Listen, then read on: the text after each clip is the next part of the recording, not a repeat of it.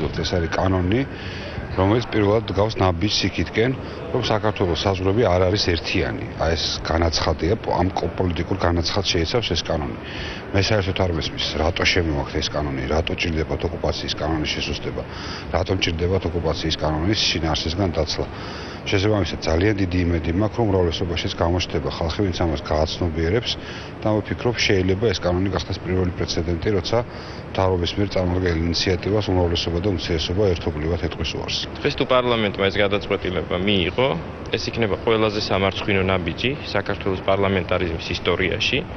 ეს იქნება ოკუპაციის და ეთნოწმენდის უარყოფა და ეს იქნება პრაქტიკულად ნაბიჯი გადადგმული, რომ აღიარებული იქნას ეს ოკუპირებული ტერიტორია.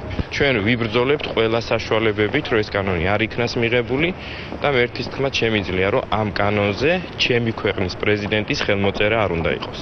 არის საუბარი შედარებით ლიბერალიზაციაზე, პასუხისმგებლობასთან დაკავშირებით. პირველ ჯერზე ხა თუ ადამიანი დაარღვევს ამ საზღვარს და ისაჯოს, ასე ვთქვათ, ადმინისტრაციული წესით, მეორე ჯერზე იქნება სისხლის სამართლის პასუხისმგებლობა და ეს არამც და არამც არ ლახავს ჩვენი ქვეყნის სუვერენიტეტს და ესეც ნიშნავს იმას, რომ სხვანაირად კითხულობენ კანონს.